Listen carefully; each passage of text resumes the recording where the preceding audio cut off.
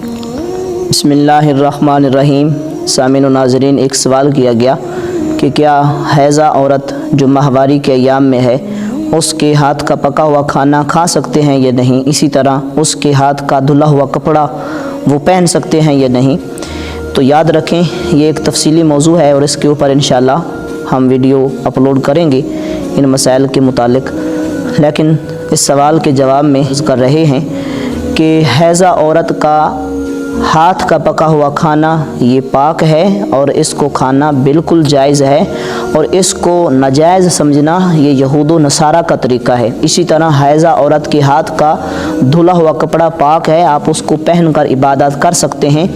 اس کو ناپاک سمجھنا یا ناجائز سمجھنا، اس کے ہاتھ کا دھلا ہوا کپڑا نہ پہننا، اس کے ہاتھ کا کھانا نہ کھانا، یہ یہود و نصارہ کا طریقہ ہے، نبی علیہ السلام کا طریقہ نہیں ہے۔ حضرت عائشہ صدیقہ رضی اللہ تعالی عنہا آپ ارشاد فرماتی ہیں، کان النبی صلی اللہ علیہ وآلہ وسلم یتقی فی حجری، نبی علیہ السلام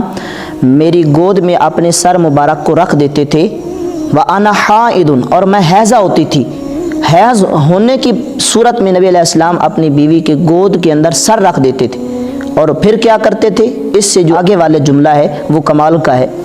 ثم یقرأ القرآن، پھر نبی علیہ السلام قرآن کی تلاوت کرتے تھے۔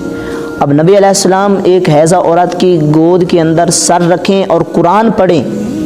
اگر یہ جائز ہے تو حیضہ عورت کے ہاتھ کا کھانا بھی جائز ہے، ٹھیک ہے۔ اور دوسری حدیث ہے حضرت عائشہ صدیقہ رضی اللہ تعالی عنہا، آپ ارشاد فرماتی ہیں، نبی علیہ السلام نے مجھے حکم ارشاد فرمایا کہ مجھے مسجد سے چٹائی اٹھا کر دو، تو حضرت عائشہ صدیقہ رضی اللہ تعالی عنہا آپ فرماتی ہیں، میں نے عرض کی یا رسول اللہ انی حائض، میں تو حیضہ ہوں،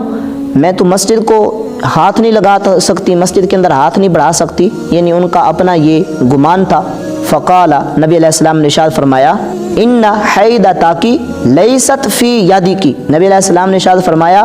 تیرا حیض تیرے ہاتھ میں نہیں ہے، یعنی حضور نے یہ واضح کیا کہ تم مسجد کو ہاتھ لگا سکتی ہے، مسجد کے اندر ہاتھ بڑھا سکتی ہے۔ اس حدیث سے یہ مسئلہ بھی ثابت ہو گیا کہ حیضہ عورت جو ماہواری میں ہے، ناپاکی کے ایام میں ہے، وہ مسجد کو ہاتھ لگا سکتی ہے، اپنے ہاتھ کو مسجد کے اندر بڑھا سکتی ہے۔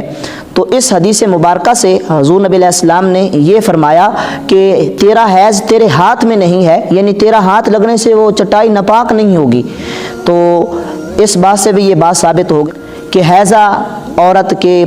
ہاتھ کا پکا ہوا کھانا جائز ہے، اس کے ہاتھ کا دھلا ہوا کپڑا پہننا یہ بالکل جائز ہے، اور اس کو ناجائز سمجھنا یہ یہود و نصارہ کا طریقہ ہے۔ اللہ سے دعا ہے اللہ تعالی ہمیں عمل کی توفیق عطا فرمائے۔